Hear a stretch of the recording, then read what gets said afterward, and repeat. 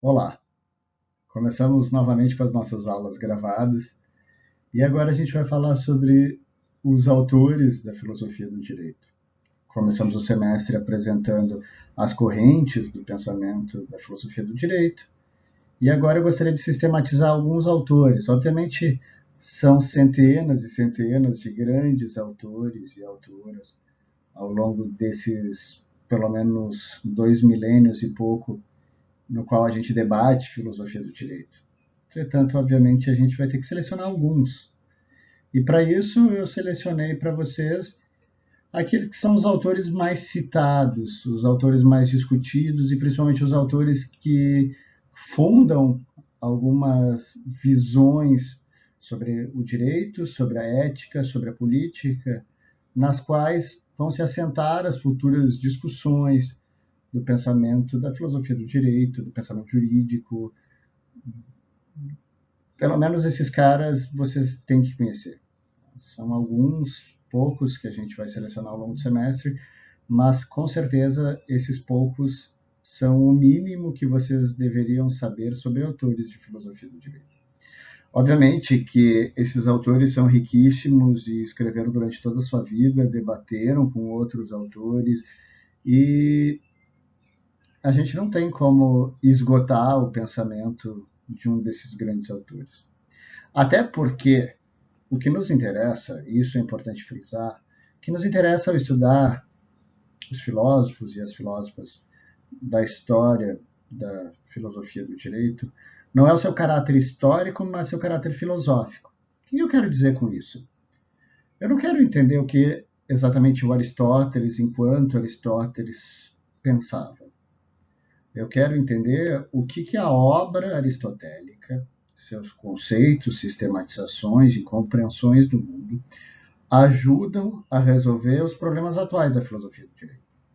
Então, eu estou muito mais interessado no, por assim dizer, aristotelismo, ou seja, aquilo que se desenvolveu historicamente e continua sendo desenvolvido a partir dos conceitos que inicialmente foram propostos por Aristóteles, e com isso eu quero que vocês se insiram numa grande discussão que tem séculos, que começa em Atenas do século IV a.C. Na verdade, a discussão ele vai entrar numa discussão que já tinha iniciado um século antes, mas vai continuar essa discussão, vai ter repercussões entre os romanos, depois no mundo árabe, ela vai ter uma repercussão depois na escolástica, quando é redescoberto Aristóteles no Ocidente, vai ter repercussões depois no liberalismo, na doutrina social, nas discussões do século XX e vai atingir as nossas discussões hoje do século XXI. Então, não quero entender Aristóteles para entender Aristóteles. Não é uma curiosidade histórica e às vezes eu vou me distanciar e eu vou convidar vocês para fazerem isso junto comigo da proposição inicial de Aristóteles. Ou seja, a gente pode corrigir o próprio Aristóteles. E é isso que o aristotelismo, por assim dizer, assim como o platonismo, assim como o liberalismo vai fazer com os autores liberais, assim como o tomismo vai fazer com Tomás de Aquino, o agostianismo vai fazer com Agostinho de Hipona, o kantismo vai fazer com Kant. A gente vai muitas vezes se distanciar do autor porque a gente vai compreender que existem formas de deixar mais rebuscada, mais sofisticada, mais depurada o seu sistema de pensamento. Muitas vezes a gente vai dizer que Aristóteles estava errado num ponto e a gente pode dizer isso com base na própria teoria de Aristóteles. Como, por exemplo, dizer a teoria da justiça proposta por Aristóteles, na sua melhor versão, ela não possibilita uma ela não possibilita a escravidão, por exemplo.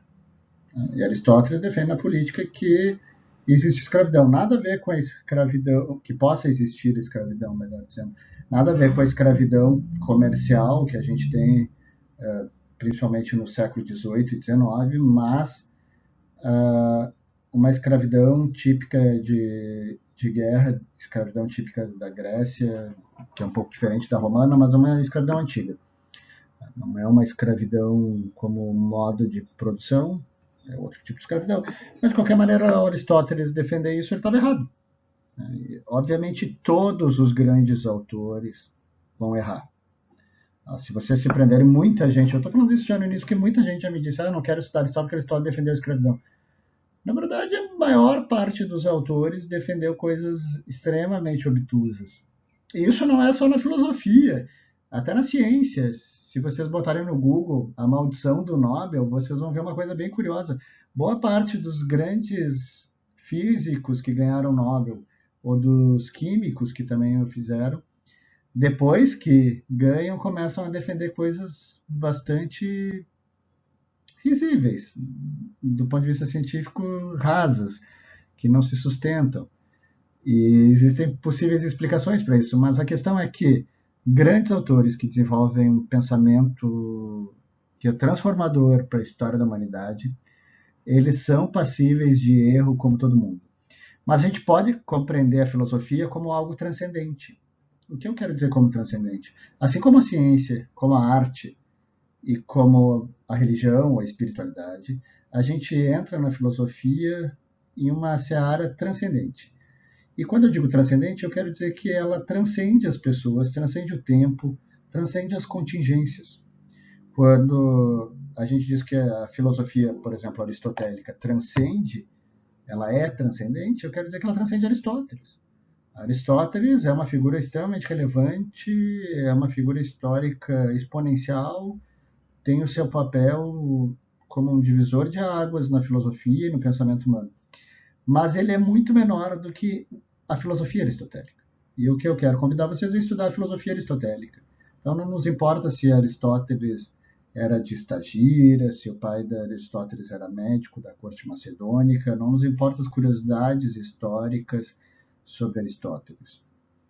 O que nos importa, então, é o que da filosofia aristotélica pode ajudar a resolver os problemas jurídicos de hoje. Mas para contextualizar alguma coisa que outra, a gente pode falar da pessoa de Aristóteles.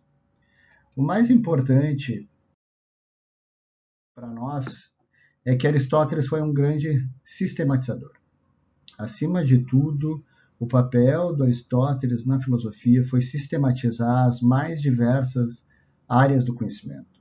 Se vocês pegarem o corpus aristotélico, se vocês pegarem todo o compêndio de todas as mais de 100 obras que Aristóteles escreveu, vocês vão ver obras sobre meteorologia, sobre física, sobre mecânica, sobre ótica, sobre poética, sobre música, sobre psicologia, economia, retórica, teoria da justiça, teoria do governo, as mais diversas matérias que vocês podem imaginar, Aristóteles estudava e, acima de tudo, ele sistematizava.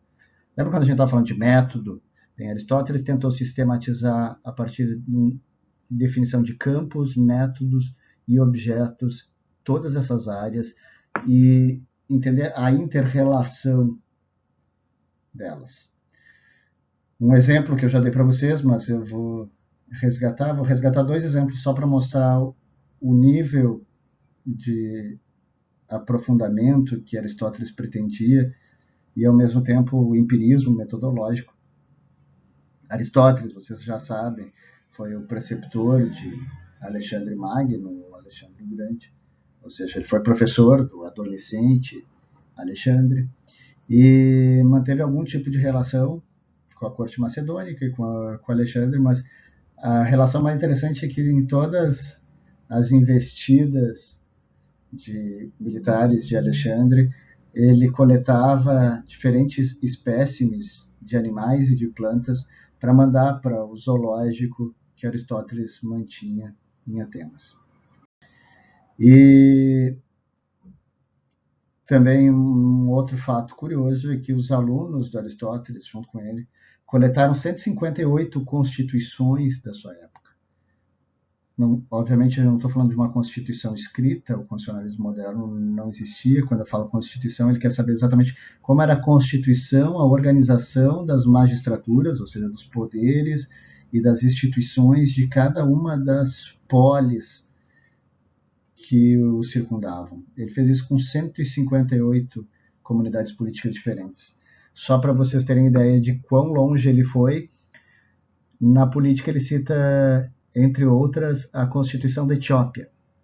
Então, vocês já podem ver como ele realmente era alguém que coletava muita informação para sistematizar esses diversos campos do conhecimento. O que mais nos interessa são 4 áreas que ele vai se debruçar. Aristóteles, que nos interessa, então, obviamente toda a filosofia dele está interligada naquela ideia de cosmos que eu falei anteriormente, mas especificamente, se vocês tivessem que ler obras do Aristóteles, eu recomendaria 3 obras, porque ele fala ali sobre pelo menos 4 ou 5 áreas do nosso interesse. As 3 obras que vocês deveriam conhecer do Aristóteles primeiro, a Ética Nicômaco, na qual ele não vai tratar apenas sobre ética, mas ele vai tratar também sobre um tema que nos é caro, que é a justiça. A teoria da justiça ela está condensada no livro 5º da Ética Nicômaco. Ela também está presente em outros livros de ética, como a Ética Eudemo, mas o texto é muito similar. E o texto da Ética Nicômaco foi o que mais influenciou o aristotelismo, pelo menos no medievo e do século XIX até aqui. Em alguns momentos, a Ética Eudemo, que é o outro livro de ética famoso do Aristóteles, ele tem outros livros de ética. Nos interessa, então, principalmente a Ética Nicômaco. E, então, ali dentro da Ética Nicômaco, o que nos interessa são 2 grandes temas. A teoria das virtudes, são vários temas muito interessantes, que eu recomendo que vocês estudassem, mas se tem 2 temas que um aluno de direito deveria conhecer, a teoria ética da ética aristotélica, que é a teoria das virtudes, por um lado, e especificamente a teoria da justiça, por outro. Também nos interessa ler a retórica. A retórica provavelmente é o principal livro para um aluno de direito, porque é ali que ele desenvolve todos os possíveis cenários de argumentação jurídica. Ele vai falar sobre 3 campos da retórica: a retórica política, a retórica jurídica e a retórica epidítica, que seria uma retórica do elogio ou própria para usar na beleza, nas artes ou em outras áreas que se utilizem do critério de bom ou de belo. Ao que nos interessa principalmente é a retórica jurídica. No século XX, eu falei para vocês que o pós-positivismo foi extremamente influenciado por essa obra. Então, mesmo quem queira estudar pós-positivismo, por exemplo, deveria ler a retórica. Zizek, Perelman e outros grandes autores vão resgatar Aristóteles, Gadamer, para desenvolver, então, as bases que vão possibilitar o pós-positivismo. E, por fim, um terceiro livro que vocês não poderiam deixar de ler é A Política.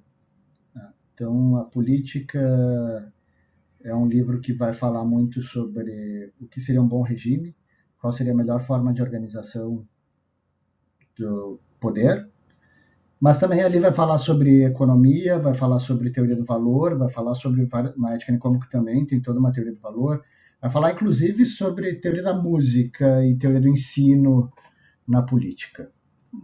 Pelo menos esses 3 livros aristotélicos vocês deveriam ter um bom conhecimento. O que eu vou fazer aqui é dar base para vocês sobre esses livros. Obviamente eu não vou esgotar eles. Eu vou dar uma introdução que vai facilitar aquele que quiser se aventurar a conhecer melhor essas obras, a estudá-las. Mas é importante saber, é um fato histórico, mas é importante saber, se vocês forem ler tais obras, que o que a gente tem de Aristóteles é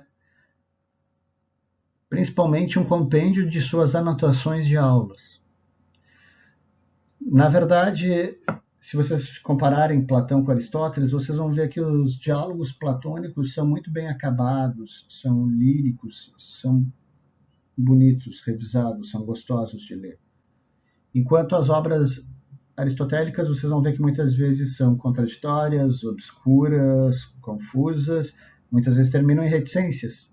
Por que ocorreu isso?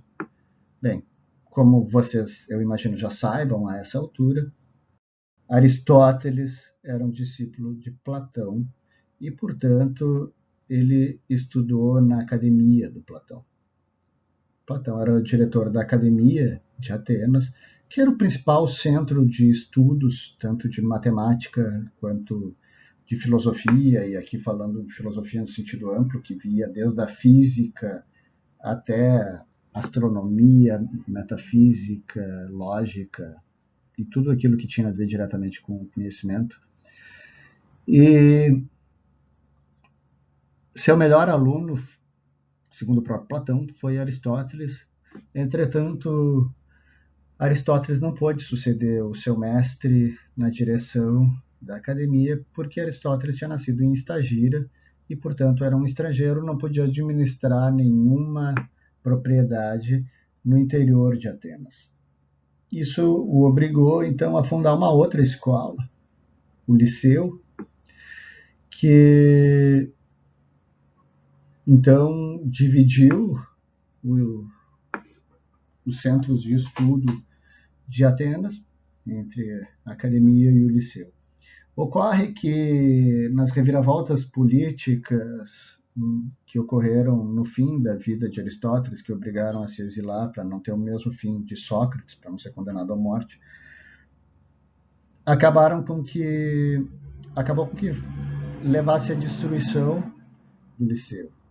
Enquanto a academia dura até o século VI depois de Cristo, se eu não me engano, ou seja, dura quase 1000 anos após Platão, o liceu é destruído e, portanto, as obras do Aristóteles, que eram destinadas ao público externo, são destruídas. O que sobra são as anotações de aulas, ou seja, as preparações de Aristóteles para suas aulas, muitas vezes as anotações de alunos, que foram compiladas só no século I depois de Cristo por Andrônico de Rhodes, e que compilou principalmente por matérias. Por isso que a gente tem a metafísica, a política, a física, enquanto os nomes das obras de Platão são muito mais interessantes, são muito mais literatos, por assim dizer, os nomes de boa parte das obras do Aristóteles são só o nome da matéria. Não se sabe sequer, muitas vezes, qual seria a forma correta de organizar. Existe, por exemplo, uma discussão, hoje em dia, bastante mitigada sobre a ordem dos livros da política. Vocês vão ver que uma das consequências disso é que as obras aristotélicas são divididas em livros. Se vocês pegarem a Ética Nicômaco, por exemplo, ela tem 10 livros. O livro quinto, que eu falei para vocês, é o livro sobre a teoria da justiça. O livro sexto é sobre a prudência. O livro oitavo é sobre a amizade. O livro décimo é sobre a contemplação. E assim por diante. A gente tem vários livros que são as subdivisões, então, dessas obras do Aristóteles, reunidas por matérias, por Andrônico de Rhodes. Na política, a gente não sabe qual seria a ordem correta. Existe uma ordem usual, que hoje em dia praticamente todas as traduções utilizam. Mas existem, por exemplo, eu não sei como é que está a última versão, a edição da Martins Claret utiliza uma outra organização que é menos aceita. Inclusive, eu recomendo que vocês não leiam os livros da Martins Claret. Só para vocês terem ideia de erros, só quanto a Aristóteles, eles utilizam a divisão da política não utilizada, usualmente, e na Ética Nicômaco, eles têm vários erros de tradução. Na própria política tem um erro de tradução grotesco logo no primeiro parágrafo. A obra do Aristóteles na política começa com toda a comunidade política visa um bem. Uma das primeiras traduções, que foi corrigido posteriormente, uma das primeiras traduções da Martins Claret dizia o seguinte: em vez de toda a comunidade política visa um bem, a tradução dizia todo o Estado visa ao lucro. Aí vocês veem como não é confiável. Então cuidem as traduções. A editora Atlas tem uma tradução ok da Ética Nicômaco, a editora portuguesa Vega tem uma edição ok sobre a política. Para quem quiser ler em espanhol, a editora Gredos tem uma coleção das obras aristotélicas com traduções bastante boas. Tem uma tradução muito boa para o inglês, organizada pelo Barnes. Tem uma tradução para o francês que eu recomendo fortemente, que é comentada, que é famosa. A principal tradução para o francês da Ética Nicômaco é feita por dois autores, Gauthier e Joliffe. Gauthier e Joliffe ficaram pelo menos 14 anos traduzindo e comentando as opções de traduções deles. Quem quiser se aprofundar. Então, na verdade, eu digo isso já para estimular vocês a cuidarem das traduções. Com isso, eu não quero dizer que vocês não possam ler traduções em português. Se vocês sabem mais ou menos um idioma estrangeiro, é melhor que vocês confiem no tradutor do que confiem em vocês.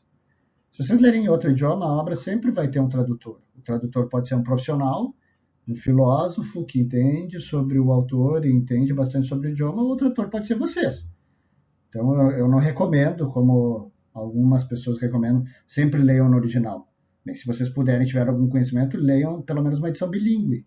Tem várias edições bilíngues de quase todos esses autores que a gente vai estudar, o que já é quase suficiente para vocês entenderem o debate sobre as diferentes opções de tradução. Inclusive, existem traduções comentadas, bilíngues, então não precisa ler necessariamente no original. Se vocês fizeram 2 anos de Goethe e quiserem ler Kant no alemão, eu recomendo que vocês leiam um tradutor. Podem até comparar com o original alemão, mas não deixem de buscar uma tradução confiável. Dito isso, eu vou começar minha primeira aula de Aristóteles, vai ter mais de uma aula sobre Aristóteles. E essa aula aqui é especificamente sobre a ética em Aristóteles. Eu falei para vocês que um dos propósitos do semestre era entender 4 grandes correntes da ética que podem embasar a nossa compreensão do direito. Uma das grandes discussões da filosofia do direito é a relação entre direito e moral. Mas para entender a relação entre direito e moral, é importantíssimo que vocês entendam o que eu quero dizer com moral. Também o que eu quero dizer com direito. Mas, se eu não souber o mínimo sobre as teorias morais, eu não tenho como ir longe nas minhas discussões sobre o direito. Isso daqui, na verdade, não é só para a filosofia do direito. A filosofia do direito é uma base para todas as outras áreas. Por exemplo, se vocês forem estudar direito administrativo e discutirem o princípio da moralidade, mesmo o direito constitucional ou as questões penais, civis, que repercutem sobre a moralidade. Vocês têm que entender o que eu quero dizer com moralidade. Uma das grandes teorias morais, ainda hoje, é a teoria das virtudes, que é embasada na ética aristotélica. Bem, aqui, só por curiosidade, isso é uma referência do Aristóteles. Quando ele fala ética, ele quer se referir ao estudo de 2 coisas, ele diz. Ética é o estudo do ethos, mas Aristóteles diz que ethos pode significar tanto caráter, que é uma referência ao uso dessa palavra ethos, escrita com a letra grega eta, por Homero, na Ilíada, quanto ethos, usado por Ésquilo nas suas tragédias, que é escrito com epsilon, que significa hábito. O que significa que Aristóteles está preocupado com 2 coisas. Entender, por assim dizer, as possíveis tendências de comportamento, que a gente poderia também posteriormente chamar de personalidade, tem um caráter psicológico aqui, mas tem um caráter também comportamental. Então Aristóteles quer entender o comportamento e o caráter, a personalidade, a formação da personalidade ou a tendência de personalidade, ou, por assim dizer, a natureza de uma pessoa. E com ética ele também quer entender o comportamento habitual dessa pessoa, uma série de comportamentos repetidos, comportamentos também que se tornam costumes quando elevado à escala do indivíduo para a escala social. Então, aqui isso já nos dá uma pista sobre o que a gente vai estudar, e é uma pista importante. Se vocês abrirem a Ética Nicômaco, vocês vão se deparar com uma grande pergunta. E a ética aristotélica, ela serve como um todo para responder essa pergunta, ou como eu falei para vocês quando eu estava falando na aula que eu dei ao vivo para vocês, o problema, toda grande obra ela tem que ter um problema e uma hipótese, ou seja, uma pergunta. Qual é o grande problema da Ética Nicômaco? O grande problema aqui no sentido técnico de metodologia, a grande pergunta que Aristóteles quer responder tem a ver com a felicidade. E a palavra grega para felicidade é eudaimonia. E aqui a gente já começa com alguns problemas de tradução. Por quê? Por várias razões, mas o principal problema da tradução das línguas clássicas, principalmente grego e latim, para as línguas modernas, é que as línguas clássicas elas são muito mais sintéticas e as línguas modernas são muito mais analíticas. O que eu quero dizer com isso? As línguas clássicas elas têm menos vocábulos e seus vocábulos podem ter muito mais acepções do que os nossos. Então, a palavra eudaimonia ela tem uma gama enorme de significados, assim como várias das outras palavras que a gente vai ver aqui, os conceitos técnicos, e poderia ter inúmeras possíveis traduções. A tradução usual de eudaimonia, quando a gente fala sobre ética, é felicidade. Então não vamos desviar da tradução usual. Vocês vão ver em todas as traduções, na maior parte das grandes traduções de Aristóteles, o termo felicidade. Quando a gente fala sobre ética, e aqui já vem um dos primeiros problemas. O termo eudaimonia, a palavra eudaimonia é também utilizada na política, muitas vezes. Só que quando é utilizada na ética, e ele está falando sobre o bem do indivíduo, do sujeito, da pessoa, ela é traduzida por felicidade. Quando ela é utilizada na política e ele está preocupado com o bem da comunidade política, da polis, ela é traduzida por bem comum. Então aqui você já vem um problema, mesmo o termo sendo traduzido de duas maneiras distintas. Isso, obviamente, vocês sabem que um tradutor atento não pode traduzir um termo por duas palavras distintas, porque pode ser que o autor quisesse remeter à mesma ideia. E ao traduzir por duas palavras, o leitor da tradução pode não se aperceber que o autor inicialmente estava falando sobre conceitos que são interdependentes. E eu falo isso porque aqui na obra aristotélica a gente tem por trás aquela ideia de cosmos que eu já falei na aula sobre direito natural clássico.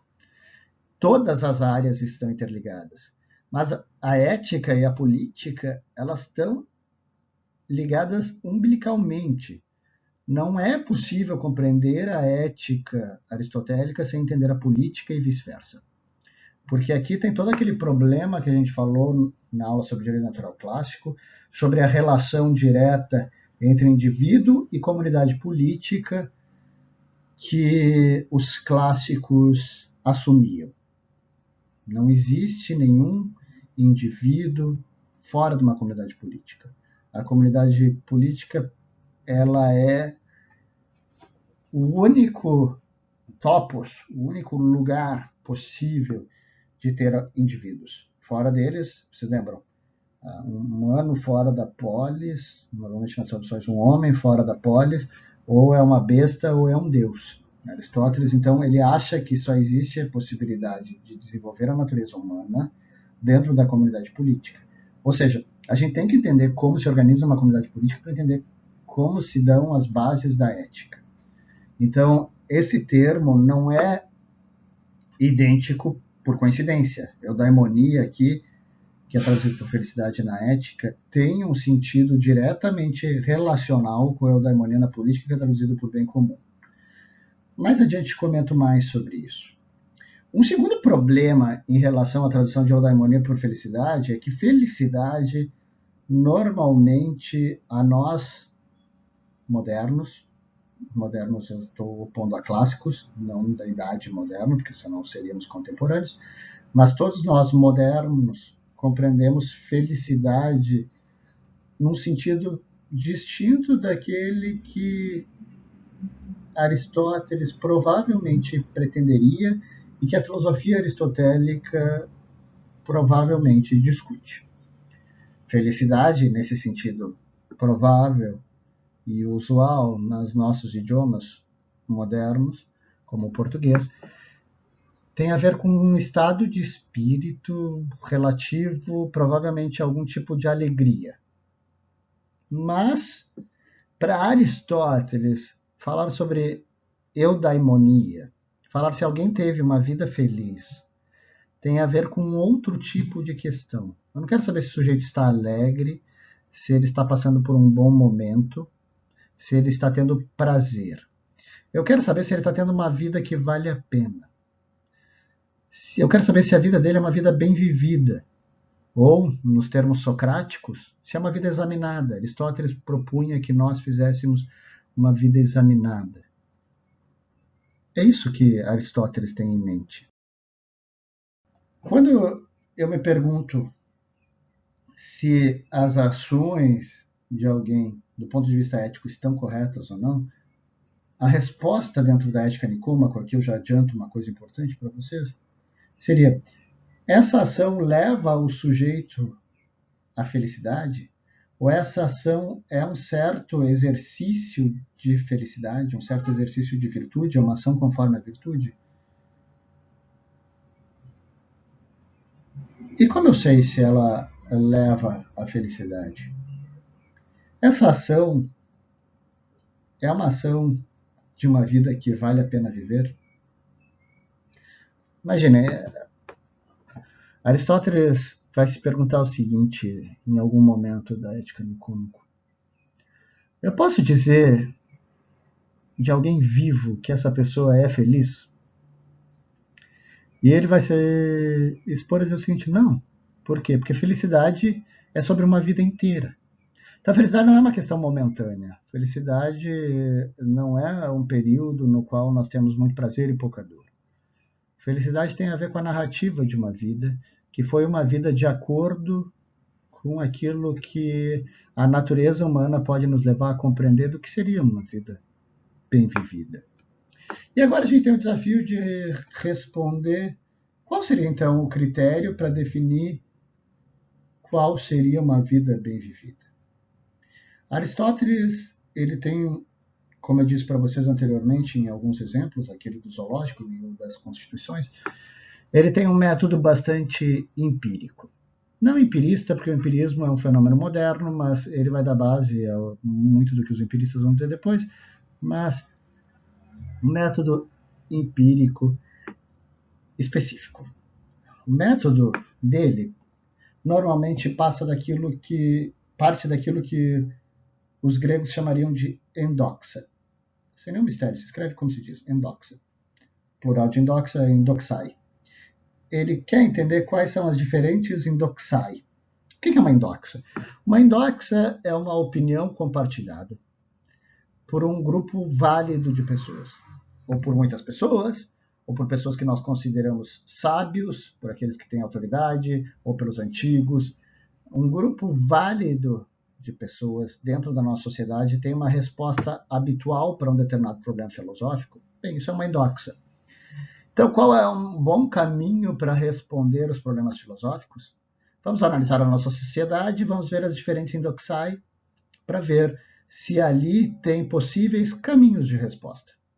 Aristóteles, quando tenta responder o que é uma vida bem vivida, ele não faz diferente.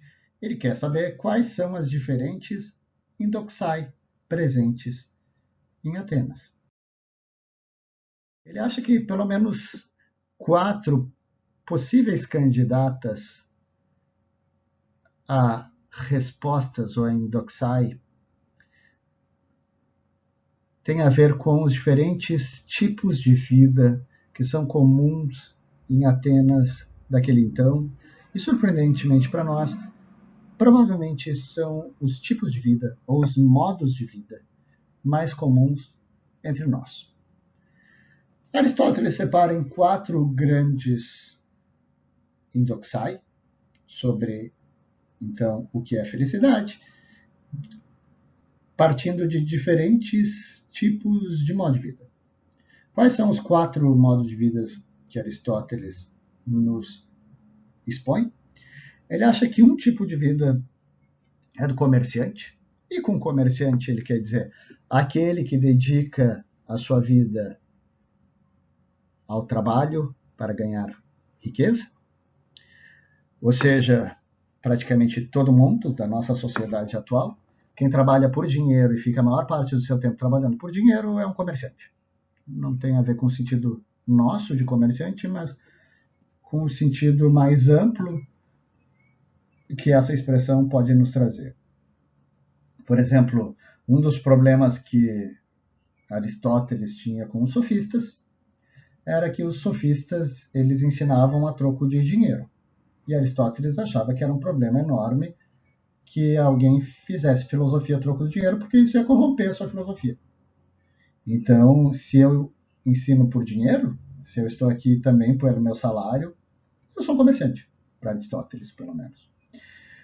Um segundo modo de vida de Atenas usual são o que eles chamam de poloi. São os homens comuns, as pessoas comuns, normalmente traduzido por homem comum ou também por homem vulgar, tradução usual também, homem vulgar. São aqueles que têm uma vida comum, sem grandes propósitos e que são a maior parte dos habitantes de Atenas daquele então. Uma terceira forma de vida que Aristóteles descreve é a vida política. E por político, numa democracia que nem a ateniense, ele obviamente não pretende dizer alguém que tem uma carreira política. Democracia em Atenas era uma democracia direta, todo mundo fazia parte da vida política e, portanto, não tinha um político de carreira, que nem o nosso. A maior parte das magistraturas, a maior parte dos cargos gregos eram preenchidos por sorteio ou por um conjunto total dos habitantes, dos cidadãos, pelo menos, desculpem, dos cidadãos atenienses. O que é um político, então? Um político é todo aquele que se dedica à causa pública. Todo aquele que se dedica ao bem comum tem uma vida política. A gente poderia dizer hoje, por exemplo, alguém que está numa ONG, alguém que faz filantropia, alguém que se dedica a ser síndico do prédio, a ser representante de turma, a ser membro do centro acadêmico. Todas essas pessoas têm modo de vida político. Qualquer um que se dedique a uma causa comum. Por fim, tem a vida do filósofo. E com filósofo ele quer dizer todo aquele que se dedica ao conhecimento. Tanto cientista quanto filósofo estrito sensu para a gente, ou todo aquele que realmente o que busca na sua vida é o conhecimento, tem uma vida filosófica. Cada um desses indivíduos vai ter uma percepção distinta daquilo que a gente pode chamar de felicidade. Vamos ver primeiro a vida do comerciante. O comerciante normalmente associa a felicidade com o critério da riqueza. Eu sou mais feliz quanto mais riqueza, em termos atuais normalmente a gente chamaria, quanto mais dinheiro eu tenho. Então, o que seria uma vida feliz? Seria uma vida com muitos bens. Quando que eu seria feliz? E boa parte de vocês, em algum momento da sua vida, até por serem comerciantes, como eu, já pensou isso? Eu serei feliz quando eu ganhar na Mega Sena, quando eu ganhar uma bolada, quando eu ganhar uma herança, quando, enfim, eu não tiver preocupações materiais. Aristóteles despreza esse critério. Aristóteles despreza tanto esse critério que ele diz: isso não é nenhum critério de felicidade. Os outros 3 eu vou assumir como critério de felicidade e vou discutir. Esse aqui eu não vou discutir, por uma questão bem simples. Ele tem um problema lógico. E qual é o problema lógico de associar a felicidade com riqueza? É a ideia de que a riqueza pode ser um fim. Entretanto, a riqueza não é um fim. A riqueza é um meio.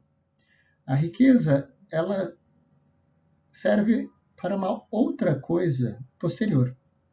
E se eu assumir que felicidade é o fim, Qual é a finalidade da vida humana? A busca da felicidade. Bem, então a felicidade é um fim último. Mas a riqueza não é um fim último. Afinal, a riqueza serve para outras coisas.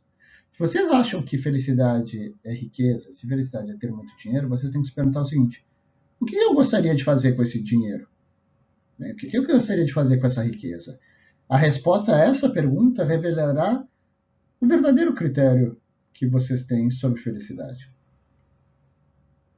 Com isso, Aristóteles quer nos dizer que ele repudia a riqueza, que ele pretende uma vida de cinismo, como a escola cínica aqui, se ele pretende uma vida de total desprezo ao material. Não, ele não vai falar sobre isso. Inclusive, tanto na ética Nicômaco, mas mais profundamente na retórica, ele fala: existem condições para a felicidade que não são a própria felicidade. Uma dessas condições, por exemplo, é a riqueza, porque se eu viver na escassez, eu não tenho condições de desenvolver a minha felicidade, porque a pessoa que vive em escassez só está preocupada com o seu aspecto biológico, com o seu aspecto animal. A pessoa que vive na escassez está preocupada em poder comer, em poder se proteger da intempérie, em poder se proteger dos riscos físicos.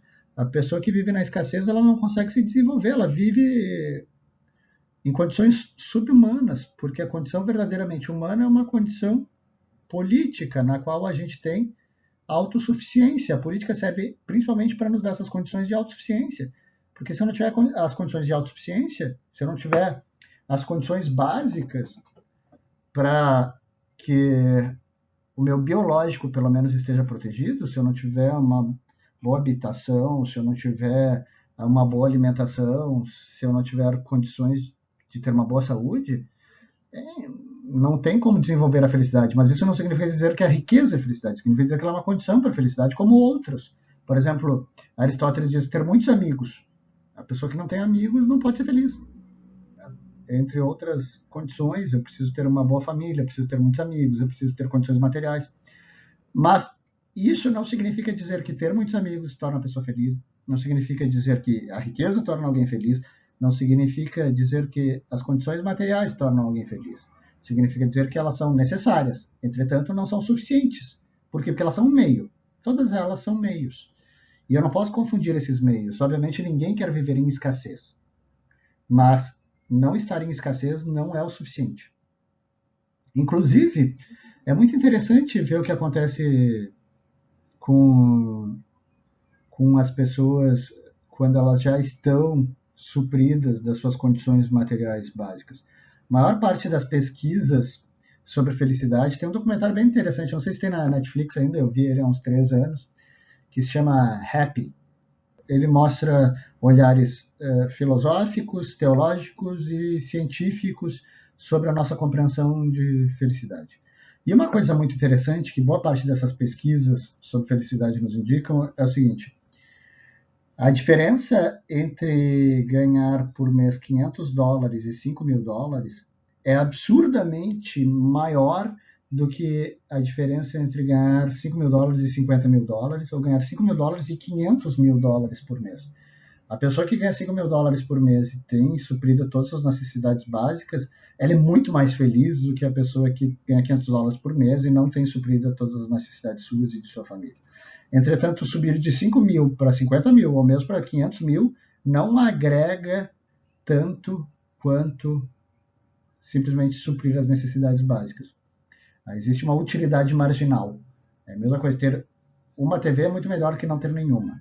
Ter 2 TVs pode ser um pouco melhor do que ter uma, mas a diferença é menor de uma para 2 do que de 0 para 1. Ter 200 TVs em casa atrapalha. Isso é o que em economia se chama utilidade marginal. Quanto mais a gente vai tendo essa utilidade, mais decréscimo a gente tem no quanto isso nos agrega. A riqueza é assim. É muito bom sair de uma esfera de necessidade, mas eu não preciso tanto. E outra coisa que se revela bem interessante dessas pesquisas é que, na maior parte do tempo, as pessoas têm um grau de felicidade que a riqueza não vai interferir, que é o que a gente pode chamar de felicidade basal. As pessoas têm uma tendência interna de felicidade. Se acontecer algo muito bom na minha vida, sei lá, eu ganhar na Mega Sena, como era o exemplo que se pretendia. Daqui a um ano eu vou voltar a ser tão feliz quando eu me acostumar com ter muita riqueza do que eu era antes. Se acontecer algo trágico, como, por exemplo, um acidente que me deu algum tipo de incapacidade física, daqui a um ano provavelmente eu vou ser tão feliz quanto eu era antes de, de ter tido esse acidente. Isso é discutível, mas se demonstra em inúmeras pesquisas. Mas o interessante é que a grande diferença entre alguém com muitos recursos e alguém com poucos recursos se dá em períodos de grande escassez ou de grandes dramas humanos. Por exemplo, se eu ficar doente, se eu tiver um câncer, bem, aí vai fazer diferença eu ter recurso. Se eu tiver condições de instabilidade política, aí faz diferença eu ter recurso. Mas enfim, o que Aristóteles pretende dizer é que se vocês tiverem muita riqueza e morarem sozinhos numa ilha, vocês não serão felizes. A riqueza não é o suficiente para trazer felicidade, porque é um meio. É uma questão lógica. Sendo um meio, ela não pode ser confundida com o seu fim.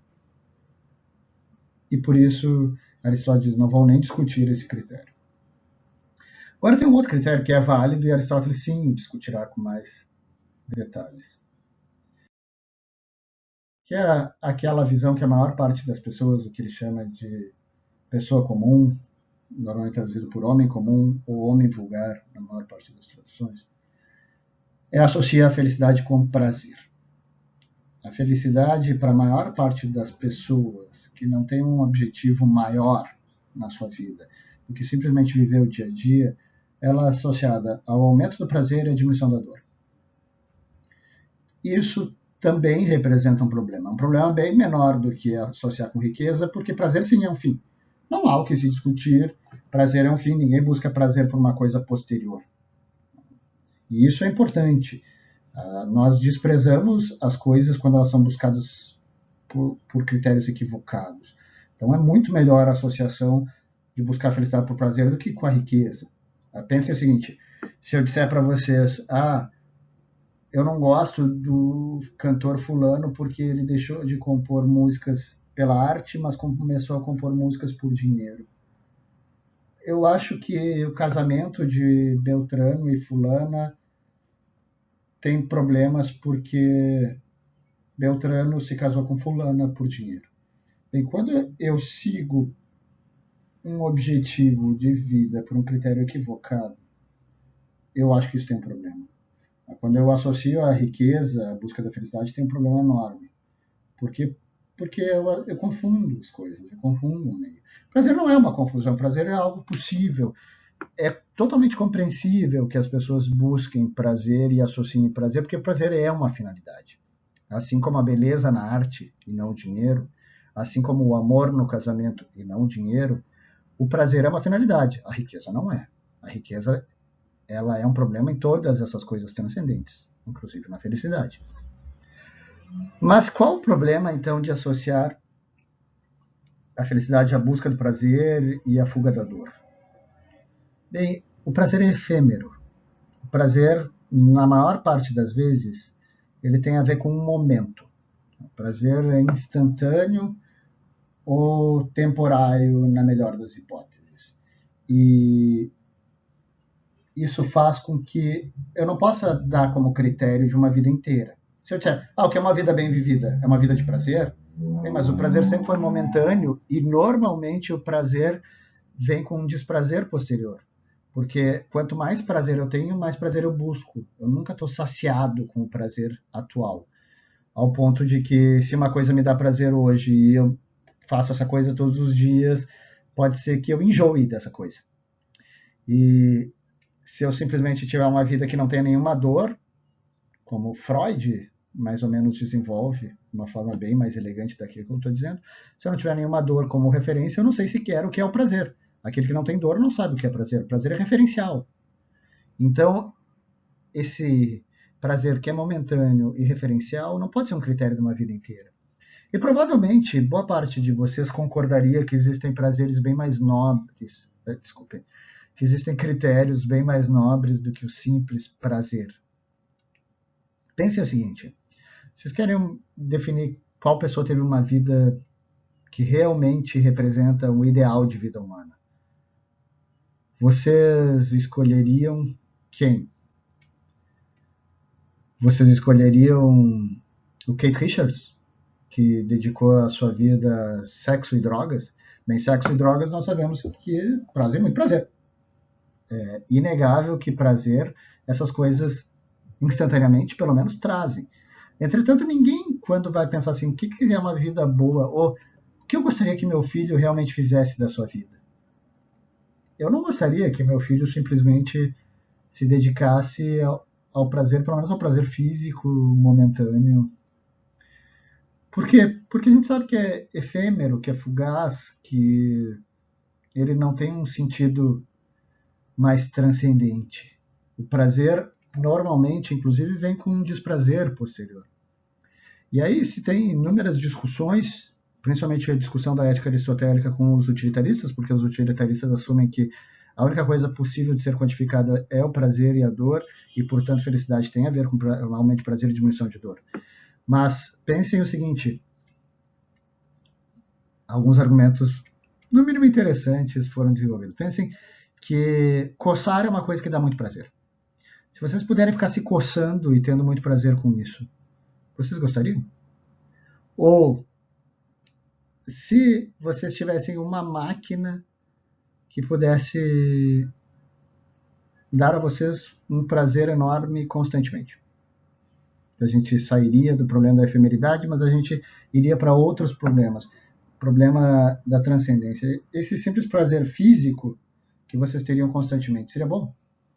O filme Matrix, e aqui eu vejo como o tempo passa, porque quando eu comecei a dar aula, e lá se vão mais de 14 anos, as pessoas tinham assistido, para vocês isso provavelmente é um filme antigo, mas o filme Matrix, ele tem uma cena que retrata muito bem isso. Em um determinado, bem, qual é o contexto do filme para quem não assistiu? Em um determinado momento, a inteligência artificial se desenvolve e as máquinas ganham autonomia em relação aos humanos e elas acham que os humanos começam a atrapalhar o planeta e aí elas entram em guerra com os humanos e nessa guerra elas têm a sua fonte energética, que é o Sol, bloqueada pelos humanos numa tentativa das inúmeras batalhas que eles travam. E aí as máquinas decidem usar como fonte energética os humanos. Colocam os humanos dentro de, por assim dizer, umas incubadoras e tiram a energia desses humanos. Mas elas sabem que os humanos, para desenvolver melhor a sua vida, precisam acreditar que estão tendo uma vida. Então elas colocam, por assim dizer, um programa de computador no qual as pessoas têm a ilusão de que estão tendo uma vida.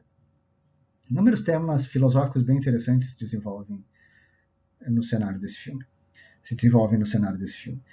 Mas eu estou trazendo aqui especificamente a discussão sobre o prazer. Algumas pessoas conseguem sair dessa matrix, dessa máquina de produção energética para as máquinas, utilizando humanos como baterias, e conseguem sair dessa ilusão. Só que quando eles saem da ilusão, eles vão nesse cenário pós-apocalíptico, no qual os humanos todos estão em batalha contra as máquinas, perdendo humilhantemente, sem nenhuma perspectiva de vitória, pelo menos no curto espaço de tempo, exceto um milagre. E tem uma vida de escassez, no qual eles só comem uma papa, um mingau, que dá para eles as fontes energéticas necessárias para continuarem vivos, não tem nenhum tipo de prazer. Em um determinado momento, não é spoiler porque é um filme antigo, um dos integrantes desse grupo guerrilheiro contra as máquinas, ele quer voltar para a Matrix, ou seja, ele quer voltar para a ilusão. Por quê? Porque ele quer voltar a ter o prazer de comer um filé. E aí ele traz seus amigos. Bem, vocês voltariam para uma máquina de ilusão só pelo prazer físico? Aristóteles acredita que a resposta para isso é não. E se vocês quiserem ver com mais detalhes, leiam a Ética Nicômaco, a refutação dele, enquanto há uma vida de prazer. O político, por outro lado, ele tem uma outra compreensão do que seria a felicidade. Ele associa a felicidade à honra.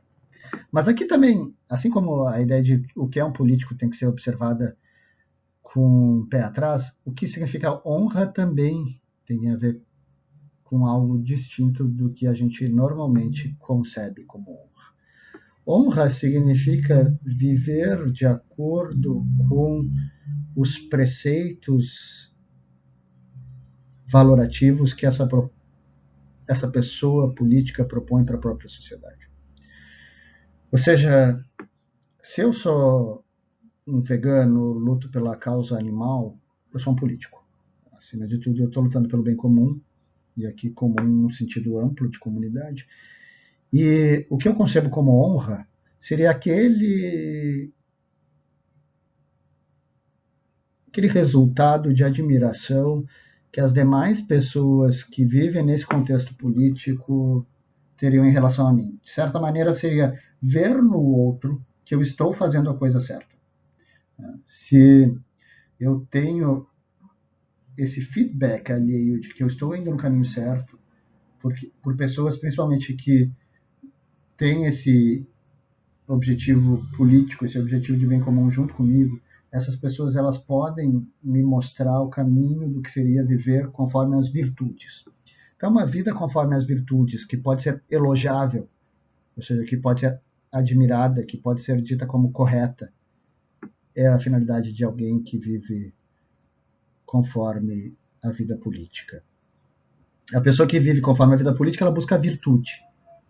E eu sei que eu estou buscando a virtude, que eu estou alcançando a virtude na medida que eu posso apresentar a honra de ter feito a coisa certa, de ter agido da maneira correta, conforme os estándares que eu prego, que servem de base para o bem comum.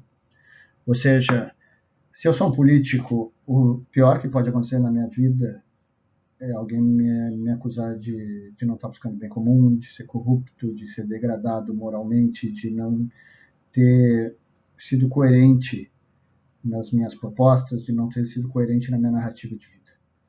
Eu tenho um ideal de virtude, um ideal de fazer a coisa certa, um ideal de fazer a coisa certa dedicada aos outros, dedicada à comunidade. Esse é o ideal de honra e de virtude. Por fim, e isso é totalmente compreensível, Aristóteles não descarta, ele diz, é totalmente compreensível e eu acho que tem uma pista boa, uma hipótese possível, e temos que testá-la ao longo do livro. A segunda hipótese possível é a vida do filósofo. O filósofo busca a contemplação da verdade. É um modo de vida de pessoas que se dedicam ao conhecimento e que acham que o conhecimento é uma finalidade em si. E aqui é bem interessante para o nosso tipo de sociedade. Nosso tipo de sociedade começou a achar que o conhecimento não é um bem em si. Tanto que normalmente as pessoas pensam, serve para que esse conhecimento? Qual é o conhecimento melhor? Aquele que serve para alguma coisa. E isso nos últimos governos todos, tanto no governo Bolsonaro, quanto no governo Temer, quanto no governo Dilma, quanto no governo Lula, quanto no governo Fernando Henrique, houve um direcionamento de pesquisa, com pesquisa que tivesse interesse econômico. O maior expoente dessa nossa representação de conhecimento útil estava no Ciência Sem Fronteira. O Ciência Sem Fronteira, feito pelo governo PT, ele elencava áreas prioritárias do conhecimento, que serviam para quê? Para desenvolver a economia, normalmente engenharias. E achava que não valia a pena dedicar dinheiro para pesquisa na filosofia, na sociologia, na história, no direito, na arte, que valia mais a pena dedicar em outras coisas. Entretanto, essa concepção é uma concepção rasa, e novamente falei do PT, mas todos esses outros governos, tanto de centro, quanto de esquerda, quanto mais à direita, reproduziram essa visão utilitarista em relação ao conhecimento. O filósofo, aquele que busca o conhecimento na sua vida, é alguém que acredita que o conhecimento é um fim em si mesmo. Que eu não devo buscar o conhecimento para desenvolvimento econômico ou para qualquer outro tipo de utilidade. Pode ser que eu descubra depois outras utilidades para o conhecimento e ótimo, mas o conhecimento eu busco por ele mesmo. Assim como a arte eu não busco pelo dinheiro, assim como o amor eu não busco pelo dinheiro, o conhecimento eu não busco pelo dinheiro. Que diferença faz saber se o Big Bang foi a 13,2, 13,4 ou 13,6 bilhões de anos? Para a nossa vida, nada. Pelo menos no primeiro momento, nada. Mas mesmo assim, a gente dedica muito do nosso tempo, do nosso recurso para a verdade. Para saber, por exemplo, há quanto tempo foi o Big Bang? Qual é o lugar mais profundo do oceano? A Foz das Marianas. Tá? Que diferença isso faz na aplicação prática? Ou que o lugar mais alto é o Everest? Não faz diferença. Boa parte dos problemas matemáticos, por exemplo, os maiores problemas matemáticos, hoje em dia a gente tem uma utilidade que é para codificação, mas um dos maiores problemas matemáticos é aquele relacionado aos números primos. A gente não tem nenhuma fórmula eficaz para definir se um número é primo ou não, exceto fazendo a fatoração desse número. E isso é muito trabalhoso em números extremamente grandes. Existem alguns atalhos, mas até hoje um dos grandes problemas matemáticos não resolvidos tem a ver com os números primos. E mesmo que esses números primos não nos tivessem utilidade na codificação, seria ainda um grande problema. Boa parte dos matemáticos buscaram dedicaram sua vida à solução de problemas matemáticos que não tinham nenhuma utilidade. E na filosofia a mesma coisa. Para os gregos dizer que não tinha utilidade, isso eu já falei para vocês, mas eu vou repetir, era um elogio. Por quê? Porque o amor não tem utilidade, a arte não tem utilidade, o conhecimento não tem utilidade. Pode ser que eu busque utilidades deles, mas diretamente eu não busco eles por sua utilidade, sim por sua transcendência. E boa parte das pessoas, de matemáticos, físicos, filósofos e de todas as áreas do conhecimento, dedicam sua vida ao conhecimento e eles conseguem buscar felicidade nisso, encontrar felicidade nessa contemplação à verdade, nessa busca à verdade. Parece que aí a gente também tem uma boa pista e o Aristóteles vai então se dedicar a essas duas últimas pistas, essas duas últimas hipóteses, a validação do resto do livro. Eu vou terminar essa aula por aqui, que está fechando uma hora, vai ter uma parte 2 então da ética aristotélica. Até lá.